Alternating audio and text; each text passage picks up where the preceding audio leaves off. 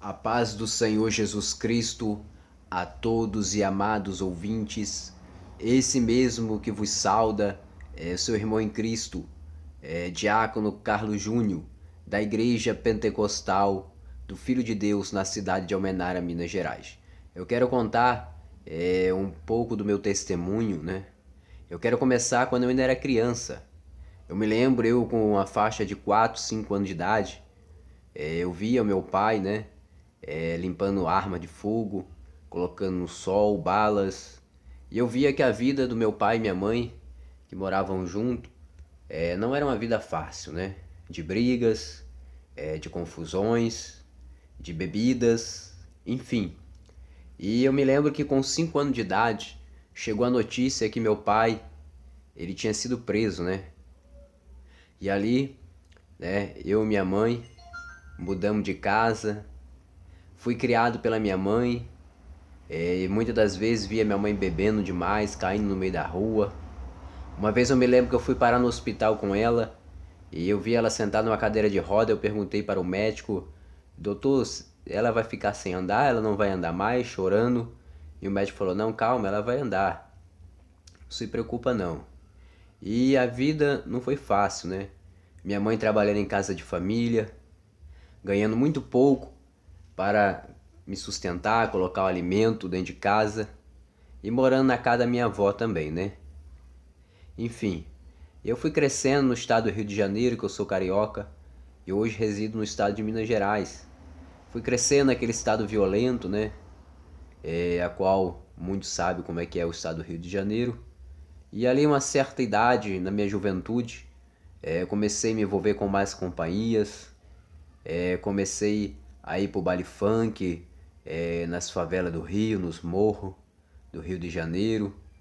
Comecei a frequentar os baile funk do Comando Vermelho. E ali eu me lembro que uma vez eu estava num baile funk, uma favela do Comando Vermelho no estado do Rio de Janeiro. E eu vi um homem com um fuzil na mão. E eu falei assim, eu não me lembro se eu falei exatamente ou se eu pensei na minha mente, mas eu creio que eu cheguei a falar com a minha boca: se o diabo tem poder, ele vai colocar um desse aí na minha mão, um fuzil. E se minha vida estava ruim, foi começando a piorar, né? Me envolvi com drogas, comecei a fazer alguns assaltos, até mesmo me envolvi com tráfico de droga no Comando Vermelho, no Rio de Janeiro.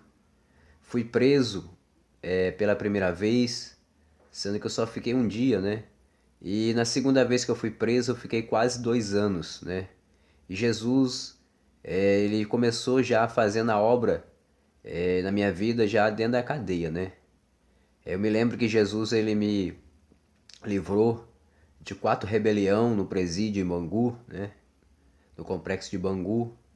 E eu me lembro que quando eu estava na Polinter, no estado do Rio de Janeiro, né? Na cadeia da Polinter, eu me lembro que eu cheguei lá muito novo, com 18 anos de idade. E quando eu cheguei lá, né, uma cela que estava superlotada, que tinha que dormir um pouco, uma parte dos presos, depois levantava e dormia outro pouco, depois levantava e dormia outro pouco, revezava 3 vezes à noite, né?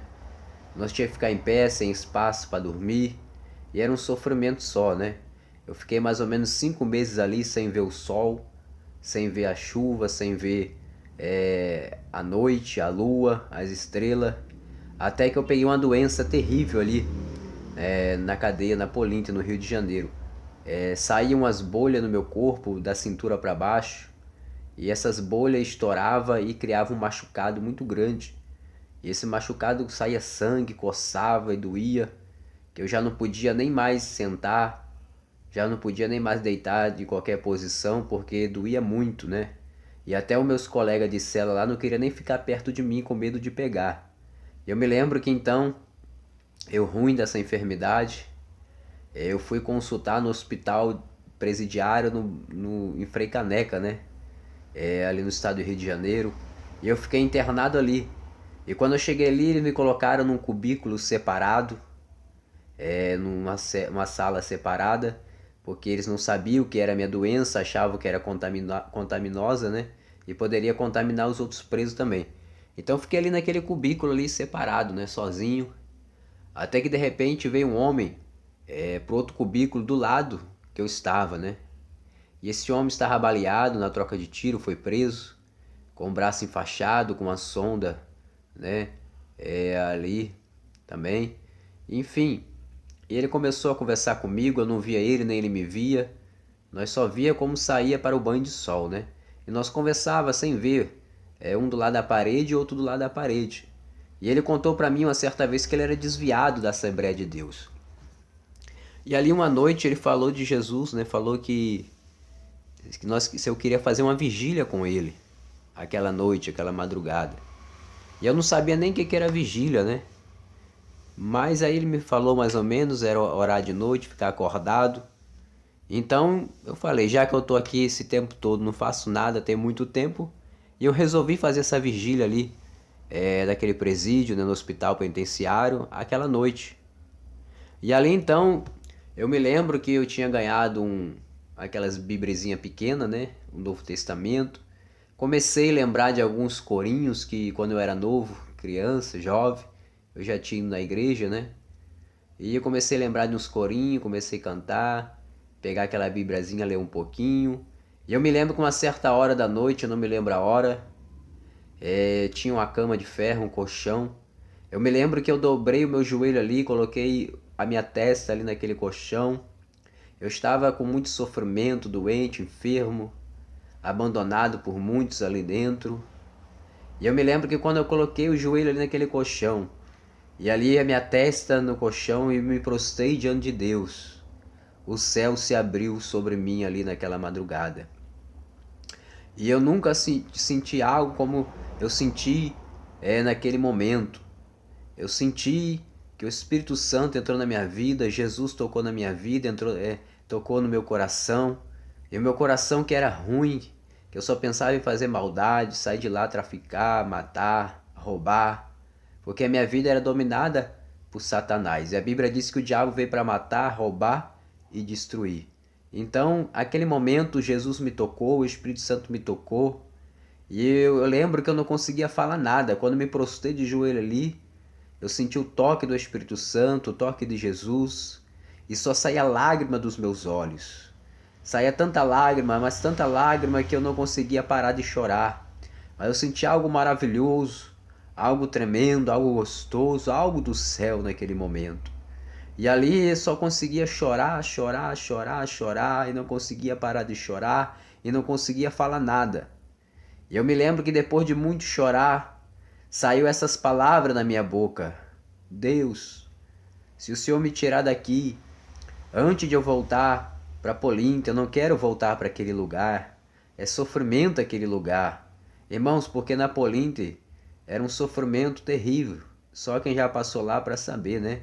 Até a comida era um marmitex que vinha uma vez por dia, 9 horas da manhã mais ou menos. Quando não vinha azeda, tinha que comer logo para não azedar, né? Era uma coisa terrível, irmãos. E ali eu falei, Deus, se o Senhor me tirar daqui, antes de eu voltar para Polinto, eu vou para Minas Gerais e aceito o Senhor como Salvador da minha vida. Porque eu tinha parente no estado de Minas Gerais. E depois disso, né? Eu fui melhorando aquela doença, aquela enfermidade, foi sumindo, foi secando. Eu fui para a enfermaria ficar junto com os outros, né, internados ali, e melhorou aquela enfermidade. E os médicos não sabiam o que era, fez exame, mas não descobriu o que era aquela doença.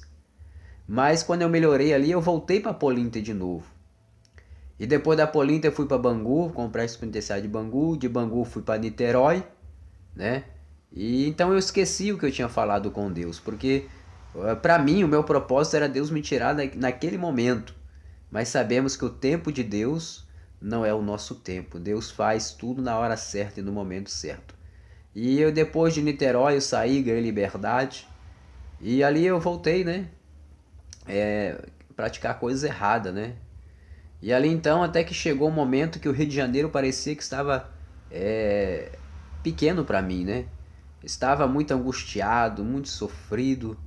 E eu resolvi então, sem lembrar daquilo que eu tinha falado com Deus ali, naquela madrugada, na vigília, no hospital penitenciário, eu resolvi vir para cá nos parentes meus, no estado de Minas Gerais, para passar uns dias, passar um tempo a me esfriar minha cabeça, porque eu não estava aguentando mais ficar no Rio de Janeiro.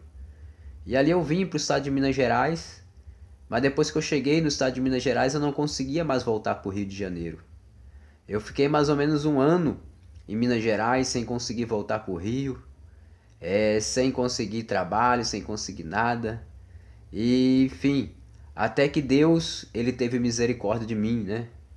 E ele me deu dois sonhos, ainda na minha incredulidade, ainda quando eu estava no mundo. Deus ele me deu dois sonhos. O primeiro sonho, Deus falava comigo através da minha tia, que é a esposa de um pastor. Falava dessa forma no sonho: Júnior, vai para a igreja, porque Deus quer te falar algo.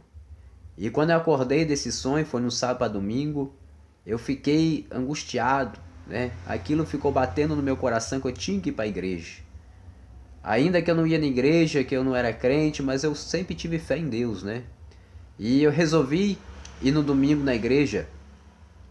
E foi uma luta para mim na igreja, né? Eu estava na casa de parente meu, teve briga, enfim. Mas eu consegui ir para a igreja, né?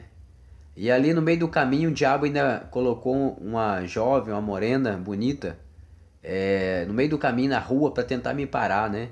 Eu me lembro que ela estava com um menininho pequeno, que não sabia nem andar direito, e eu com pressa, já angustiado, atribulado, para ir para a igreja, já atrasado. E ela começou a querer conversar comigo. Ela falou: calma, você vai assim para onde? Espera um pouco. E eu já angustiado falei: não, não, tô com pressa. Não dei atenção para ela. Quando eu dei alguns passos e ela viu que eu não dei atenção para ela, parece que ela caiu em si. E ela falou assim: ué, o que eu tô fazendo? Eu sou casada e tô fazendo isso. O diabo entrou naquela mulher para tentar me parar, para me impedir de eu ir na igreja, né? E eu cheguei na igreja, a igreja cheia no domingo, né? Não preciso relatar o nome da igreja, mas ali Deus não falou comigo, porque não é todo lugar que Deus está agradando, né? Sabemos que Deus agrada da igreja que tem a verdade, que tem a santificação, que tem a santa doutrina. E naquela igreja não tinha verdade, não tinha santificação mais, não tinha mais a sã doutrina, né? Então Deus não falou comigo ali, eu também não quis mais ir para a igreja. E depois de alguns dias, algum tempo, Deus me deu mais um sonho. E nesse outro sonho, eu sonhava que eu entrava num centro espírita. E eu via um monte de gente rodando de branco endemoniado. E eu entrava em outra sala, e eu via 3 cadeiras de madeira grande, um homem no meio, todo de branco, com o rosto tampado de branco, uma mulher de um lado, uma mulher do outro, com roupas rodadas de macumbeira, que usa muito na Bahia, e com o rosto tampado de branco. E quando eu entrei, eu vi aquela visão, e aquele homem, o diabo ali, sentado no centro de macumba, ele falou comigo: tu tá com câncer, mas eu posso te ajudar. E quando ele falou isso, ele estendeu os pés para mim. Eu via perfeitamente os pés dele estendidos para mim. Eu não sei se ele queria que eu beijasse os pés dele, ajoelhasse diante dos pés dele, eu não sei. Mas eu sei que o diabo, ele não ajuda ninguém, né? E quem ajuda dá a mão. E o diabo falou: eu posso te ajudar, e me deu o pé. E eu olhei pro pé dele, não segurei, não ajoelhei. E eu saí para fora, né? Passei numa porta e saí para fora. E do lado de fora tinha um homem me esperando. E este homem estava de paletó, de gravata, e eu só via do pescoço para baixo. Não conseguia ver o rosto desse homem. E eu via que ele estendia lentamente as mãos para mim, né? Ele estendia lentamente as mãos para mim, até que ele abriu as mãos, e quando eu olhei para dentro da mão dele, eu fui arrebatado em espírito, e Deus me mostrou, né? Deus me mostrou o meu espírito na porta da igreja e o meu corpo lá dentro da igreja batendo palma e adorando a Deus. E na época Deus até me mostrou o nome da igreja, que era para mim ir, né? A Igreja Pentecostal Deus e Amor, a qual eu fiz parte mais ou menos 10 anos desta igreja, né? Até que também Deus me mostrou para mim sair também da Igreja Deus e Amor, né? E hoje estou congregando na Igreja Pentecostal do Filho de Deus, né? Então, amados e queridos ouvintes, né? Esse aí foi um pouco do testemunho, né? Que Deus ele fez na minha vida, né? O que Deus fez na minha vida eu estou contando, né? Então que isso possa servir de edificação para muitos, né? Você que está aí no crime, na droga, no tráfico, isso é tudo ilusão, né? Quantas vezes eu pensava que eu era alguém, batia no peito e falava, eu sou Comando Vermelho, a Vera, até morrer. Não sabia eu, se morresse, eu ia para o inferno, né? Mas graças a Deus, Jesus, ele teve misericórdia da minha vida, da minha alma, me resgatou, me chamou, foi o próprio Jesus que me chamou, que me escolheu. Não foi homem que pregou para mim, foi o próprio Jesus que me deu duas visões sonho e me chamou para a sua presença, né? Poderia contar que vários livramentos que Deus me deu de tiroteio, quantos amigos meus eu vi morto, né? Cheguei a ver morto, né? Na minha frente, né? Com um tiro na cabeça, enfim, né? Mas Deus, ele tinha uma obra na minha vida, tem uma obra na minha vida, e ele me guardou e me livrou. E hoje, né, nós estamos aqui para a glória de Deus, para pregar o santo evangelho de Jesus Cristo, para pregar a santa doutrina de Jesus Cristo, né? Porque ele me resgatou do crime para a sua maravilhosa presença, né? É como a Bíblia fala, ele nos resgatou das trevas para a sua maravilhosa luz. Deus abençoe a todos, amados ouvintes. Fiquem todos na paz do Senhor Jesus.